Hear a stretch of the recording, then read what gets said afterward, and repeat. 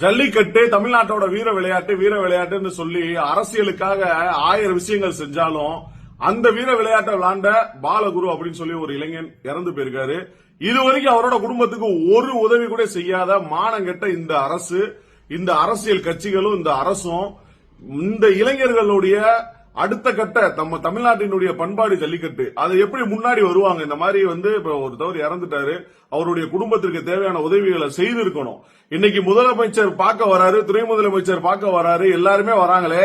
அதுல நடந்த ஒரு இளைஞனுக்கு இப்படி அடிபட்டிருக்கே, அந்த குடும்பத்தை யாரு பாப்பாலும் கொஞ்சமாவது யோசிக்கக்கூடிய விஷயங்கள் இருக்கா? இன்னைக்கு அங்க காலை வளர்க்கறவங்க, அதே போல ஜல்லிக்கட்டுல இருக்கவங்களுடைய வாக்கு வங்கி மதுரை மாவட்டத்தில் மட்டும் குறைஞ்சது சராசரி 5 லட்சம் 6 லட்சம் ஓட்டு இருக்கு. அந்த ஓட்டுக்காவது அவங்களை யாராவது பாத்திருக்கீங்களா? கேட்க நாதியே இல்லாம இத்தனை நாட்கள் ஆகி ஒரு அரசியல் கட்சி தலைவர்கள் இதை பத்தி வாயை திறக்கல.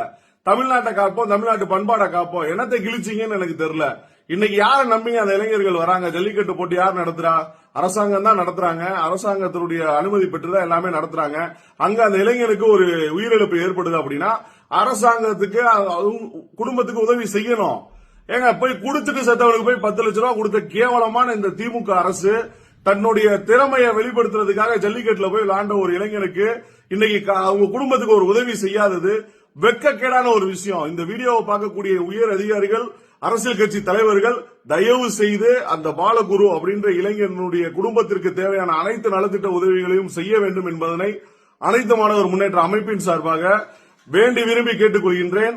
உங்களுடைய அரசியல் நீங்கள் மக்களை வைத்து நீங்க வாக்கு செலுத்தணும், வாக்கு வாங்கணும் மட்டும் நினைக்காம அவங்க கூட இருக்கணும் தயவு செய்து நினைங்க.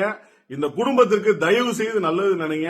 இந்த குடும்பத்துக்கு தேவையான உதவியை அரசாங்க அதிகாரிகளும் அரசியல்வாதிகளும் தயவு செய்து செய்யுங்க.